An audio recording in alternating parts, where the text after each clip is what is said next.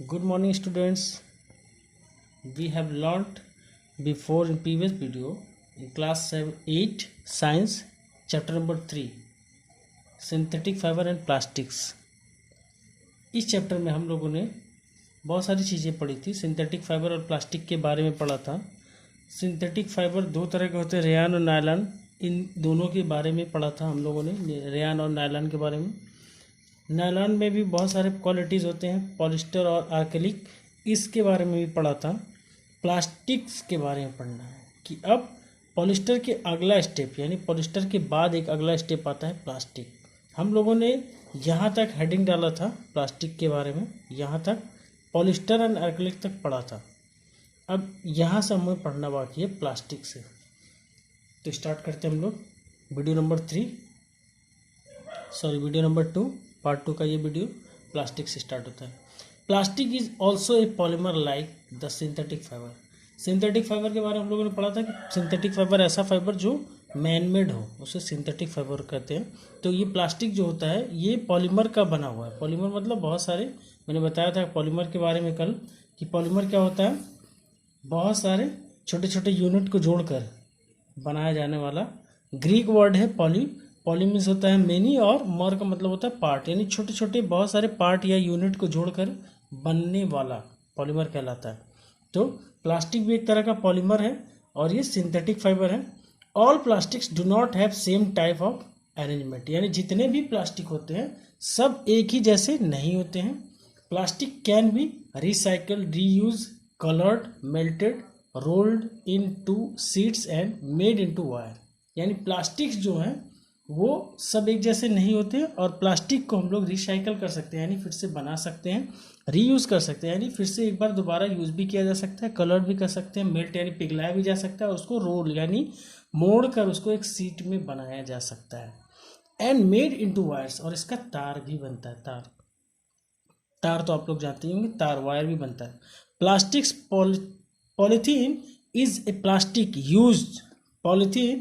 Plastic use for making commonly used plastic bag. यानी polythene जो होता है ये एक ऐसा प्लास्टिक होता है जो साधारण रूप से प्लास्टिक के बैग, यानी पॉलीथीन का बैग, जिसको हम लोग बाजार जाते समय जो बैग यूज़ करते हैं वो बैग बनाने में काम आता है प्लास्टिक का। अब यहाँ से हम लोग पढ़ते हैं प्लास्टिक दो तरह के होते हैं, एक है थर्मोप्लास्टिक, एक है थर्मोसेटिंग प्लास्टिक। अब थर्मोप्लास्टिक के अंदर पढ़ते हैं तो प्लास्टिक दो तरह के होते हैं, एक थर्मोप्लास्टिक और एक थर्मोसेटिंग प्लास्टिक। तो थर्मोप्लास्टिक में क्या होता है, तो थर्मोप्लास्टिक ऐसा होता है, plastics which get deforms easily on heating and can be bent easily on heating are known as thermoplastics. Example PVC and polythene. यानी ऐसा प्लास्टिक जो आसानी से गर्म करने पर आसानी से डिफॉर्म मतलब अपना आकार जो है वो बदल दे, वो डिफॉर्म हो जाए, वो हीट करने पे आसानी से बेंट हो जाए, मुड़ जाए, टेढ़ा मेढ़ा हो जाए, तो वो थर्मोप्लास्टिक कहलाता है। पीवीसी एंड पॉलीथीन ये एग्जांपल हैं। पीवीसी मतलब आप जानते हैं हार्ड वाले जो प्लास्टिक्स के हम लोग बहुत सारी चीज़ें यूज़ करते हैं जो हार्ड में होता है, और वो पीवीसी जैसे पाइप है, ये पीवीसी का बना होता है। इसको अगर हम हीट करेंगे तो ये आसानी से बेंट हो जाएगा, सिकुड़ जाएगा। और पॉलीथीन तो हम लोग यूज़ ही करते हैं, वो पॉलीथीन को हम जलाएंगे तो सिकुड़ते सिकुड़ते वो पूरा जल जाएगा। तो इस तरह से ये थर्मोप्लास्टिक्स में आते हैं जो आसानी से डिफॉर्म हो जाते हैं गरम चीज़ें रखने से, गरम हीट करने पर, तो थर्मोप्लास्टिक होते हैं। और थर्मोसेटिंग प्लास्टिक्स क्या होते हैं, तो थर्मोसेटिंग प्लास्टिक्स में ऐसे some plastics are which when moulded once can not be softened by heating. यानी ऐसा प्लास्टिक्स, कुछ ऐसे प्लास्टिक होते हैं जो मोल्डेड एक बार अगर बना दिया गया तो फिर उसको दोबारा फिर से गर्म करके फिर से नहीं बनाया जा सकता, नरम नहीं किया जा सकता है। These are called thermosetting plastics. ऐसे प्लास्टिक को क्या कहते हैं, थर्मोसेटिंग प्लास्टिक कहते हैं। एग्जाम्पल के लिए बेकेलाइट एंड मेलामाइन है। बेकेलाइट के बारे में पढ़ते हैं थोड़ा सा। बेकेलाइट आप तो जानते हैं जितने भी हमारे इलेक्ट्रिकल अप्लायंस, यानी इलेक्ट्रिकल जितनी भी चीज़ें बनती, चाहे स्विच हो, चाहे बोर्ड हो, चाहे जो भी इलेक्ट्रिक के सामान है, वो मैक्सिमम जो है बेकेलाइट के बनते हैं। बेकेलाइट की एक क्वालिटी होती है क्या, bakelite is a poor conductor of heat and electricity. यानी बेकेलाइट जो है वो इलेक्ट्रिसिटी का एक बहुत ही पुअर कंडक्टर है, यानी बहुत ही ख़राब कंडक्टर है, यानी इलेक्ट्रिक उसमें से पास नहीं होता, और हीट का भी, यानी वो गर्म भी जल्दी नहीं होता, इसीलिए स्विच भी है, इतने टेम्परेचर के बाद भी स्विच गर्म नहीं होता, तो इसीलिए बैकलाइट के बनाए जाते हैं। और बैकलाइट एक पुअर कंडक्टर है हीट एंड इलेक्ट्रिसिटी का, and used for making electrical appliance, और वही चीज़ों में बताया आपको कि उसका यूज़ इलेक्ट्रिकल अप्लायंस यानी इलेक्ट्रिक के सामान बनाने में उसका प्रयोग किया जाता है, किसका, बैकलाइट का। उसके बाद आता है मेलामाइन, यहाँ पे melamine, it is a versatile material, ये एक बहुत ही बहुगुणी मटेरियल है। बहुगुणी मतलब जिसके पास बहुत सारे गुण हैं, बहुत सारे गुण मतलब अलग अलग जगहों पे अलग अलग तरह से इसका प्रयोग किया जा सकता है। तो ये वर्सेटाइल मटेरियल है, और it resist fire and can be tolerant heat better than other plastic, यानी यह आग रोकता है। आग रोकना मतलब रेसिस्ट फायर, यानी आग इसमें नहीं लगती है, इसमें आग से इसका कोई नुकसान नहीं होता है, ये रेसिस्ट आग को रोकता है। And can be tolerant heat better than other plastic, और दूसरे प्लास्टिक से भी ये ज़्यादा, इसके अंदर ज़्यादा क्षमता है दूसरे प्लास्टिक से हीट को रोकने की, यानी गर्मी को रोकने की, उष्मा को रोकने की ज़्यादा क्षमता है इसके अंदर, यानी जल्दी गर्म भी नहीं होता मेलामाइन। तो ये इसके अंदर क्वालिटी होती है। और एग्जांपल में जैसे हम लोग देखते हैं किचन वेयर, यानी हमारे घर में जितने किचन वेयर यानी जो सामान है किचन का, चाहे वो चाकू का हैंडल हो, चाहे पैन का हैंडल हो, चाहे और भी जो हम लोग अभी ओवेंस में बहुत सारे प्लास्टिक के बर्तन आजकल यूज़ करने लगे, यूटेंसिल्स जो हैं प्लास्टिक के आजकल आते हैं ओवन में यूज़ करने के लिए, ये सब के सब जो हैं वो मेलामाइन के बनाए जाते हैं, जो बहुत ज़्यादा हीट ऑब्जर्व करता है, फिर भी उसके अंदर कोई भी डिकम्पोजिशन डिफॉर्मेशन नहीं होता है। उसके बाद हमारा नंबर आता है क्या, plastic as material of choice, यानी प्लास्टिक, यहाँ पे हेडिंग है plastic as material of choice, यानी प्लास्टिक जो हम यूज़ कर रहे हैं वो एक चॉइस मटेरियल मतलब ऐसा मटेरियल है जिसको हम लोग जानबूझ के सोच समझ के यूज़ कर रहे हैं, और उसके यूज़ में हमें फ़ायदा भी दिख रहा है, बिना फ़ायदे के तो हम यूज़ नहीं करेंगे। तो सबसे बड़ा फ़ायदा है क्या है, उसके बारे में हम लोग देखते हैं। This is because of light weight, lower price, good strength and easily handling.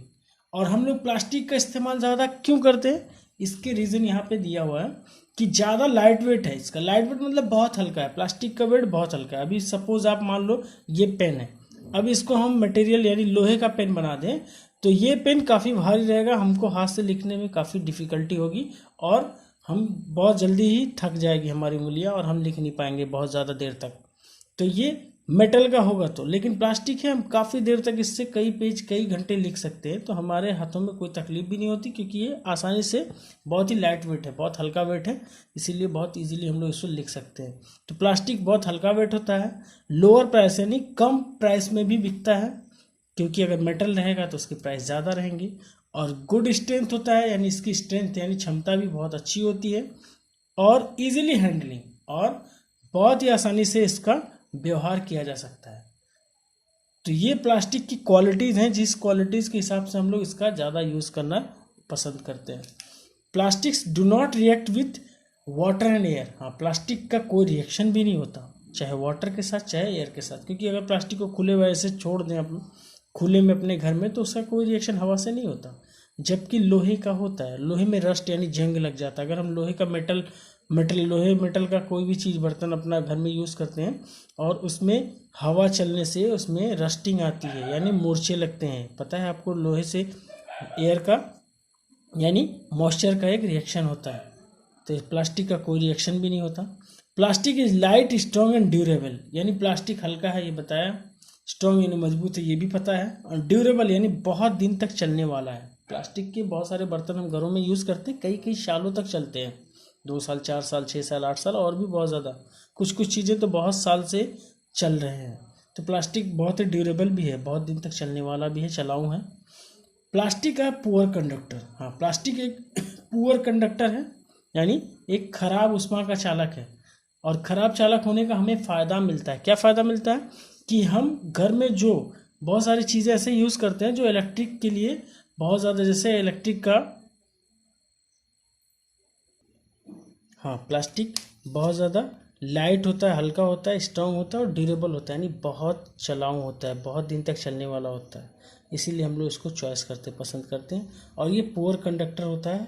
Poor conductor मतलब हम लोग यूज़ करते हैं तो हमको बिजली का कोई खतरा इससे नहीं होता, इसलिए हम लोग इसको और भी ज़्यादा पसंद करते हैं। ये प्लास्टिक हमारे चॉइस मटेरियल में है क्योंकि हम लोग इसका बहुत सारा यूज़ जानते हैं। अब नेक्स्ट आता है प्लास्टिक एंड द एनवायरनमेंट। ये बहुत इंपॉर्टेंट टॉपिक है क्योंकि प्लास्टिक जो है हमारे इन्वायरमेंट से किस तरह रिलेटेड है। मैक्सिमम बच्चे आप लोग जानते हो कि बहुत ज़्यादा ये हार्मफुल है या बहुत ज़्यादा बेनिफिशियल है, तो इसके बारे में हम लोग थोड़ा सा जानकारी लेते हैं। We all know that disposal of plastics is a major problem for all over the world. यानी हम सभी जानते हैं कि जो प्लास्टिक का डिस्पोजल है, यानी प्लास्टिक को जो हम लोग फेंकते हैं इधर उधर, उसका नष्ट कैसे करना, यानी प्लास्टिक का खात्मा करना, ख़त्म करना, ये एक पूरे विश्व के लिए एक बहुत बड़ी समस्या है, बहुत बड़ा प्रॉब्लम है। So it affect our environment. और ये नष्ट नहीं होता है, यानी डिस्पोजल करने के बाद, यानी फेंकने के बाद इसको आसानी से नष्ट नहीं किया जा सकता, और ये नष्ट ना होने के कारण बहुत बड़ा हमारे इन्वायरमेंट पे असर करता है। A material which get decomposed through natural process such as action by bacteria is called biodegradable। हाँ, बायोडिग्रेबल, नॉन बायोडिग्रेबल, दो तरह के मटेरियल्स होते हैं। अब ये एक मटेरियल, ऐसा मटेरियल जो नेचुरल प्रोसेस से किसी बैक्टीरिया के एक्शन के द्वारा, यानी उसको बैक्टीरिया अगर डिकम्पोज कर दें, यानी खा के ख़त्म कर दें, तो वो क्या होगा, बायोडिग्रेडेबल होगा। यानी नेचुरल प्रोसेस है, ध्यान देने वाली बात है, नेचुरल। यानी हम किसी भी चीज़ को ऐसे फेंक देते हैं, जैसे सपोज एक फल, सेब, उसको हम लोगों ने फेंक दिया। अब वो फेंकने के बाद 2 दिन 3 दिन के बाद वो धीरे धीरे सड़ेगा, फिर सड़ के गलते गलते वो ऑटोमेटिकली ख़त्म हो जाएगा। क्यों? क्योंकि बैक्टीरिया क्या किए, उसको डिकम्पोज कर दिए, और डिकम्पोजिशन के कारण वो ख़त्म हो गया, मिट्टी में मिल गया। तो ये बायोडिग्रेडेबल होते हैं, यानी ऐसे जो रिएक्शन वाले होते हैं बायोडिग्रेडेबल होते हैं। दूसरा है a material which is not easily decomposed. ऐसा मटेरियल जो आसानी से डिकम्पोज ना हो by natural process is called non biodegradable. यानी आसानी से नेचुरल प्रोसेस के द्वारा डिकम्पोज ना हो, उसको नॉन बायोडिग्रेडेबल कहते हैं, नॉन बायोडिग्रेडेबल कहेंगे। We all are responsible for our environment, so we should take care of our environment. यानी हम जितने भी लोग हैं पृथ्वी पर, पूरे विश्व में, पूरे वर्ल्ड में, सारे के सारे लोग एक रिस्पॉन्सिबिलिटी के साथ जीते हैं, क्योंकि हमारा जो इन्वायरमेंट है वो इन्वायरमेंट हमारे हाथ के कंट्रोल में, यानी हमारे यूजेस के हिसाब से कंट्रोल में होता है। अगर हम किसी चीज़ का ज़्यादा यूज़ करेंगे तो वो हार्मफुल हो सकता है या लैकेसिस हो सकता है, यानी कमी हो सकती है। लेकिन अगर हम किसी भी चीज़ को यूजुअली जिस तरह से उसका यूज़ है नेचुरल प्रोसेस से यूज़ करेंगे तो शायद वो ज़्यादा फ़ायदेमंद, बेनिफिशियल होगा।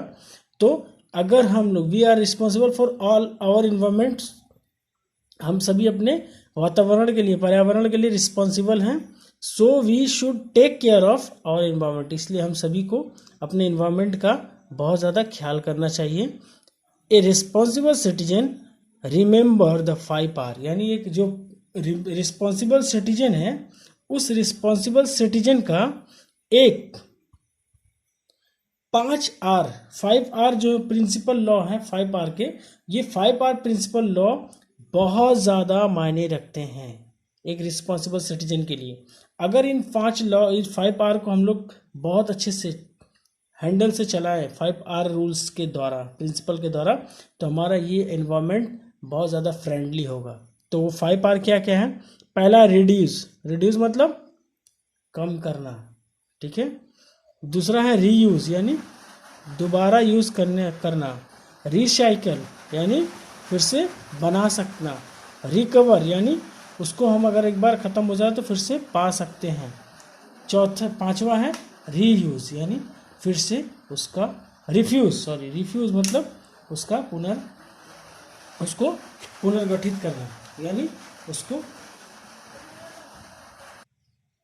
हाँ, रिफ्यूज़ मतलब इनकार करना या माने सहमत ना होना, ऐसे भी कह सकते हैं, सहमत ना होना। यानी जो चीज़ें हमें ना पसंद हो उस पे हम ज़बरदस्ती उस चीज़ का यूज़ ना करें या उसका उपयोग हमारे लिए सही नहीं होगा। ये 5 R जो प्रिंसिपल है ये हमारे इन्वायरमेंट के लिए फ्रेंडली माना जाता है। और अगर हम सिटीजन, अच्छे रिस्पॉन्सिबल सिटीजन की तरह अगर जीना चाहते हैं, रहना चाहते हैं, तो हमें इन 5 R प्रिंसिपल को फॉलो करना चाहिए।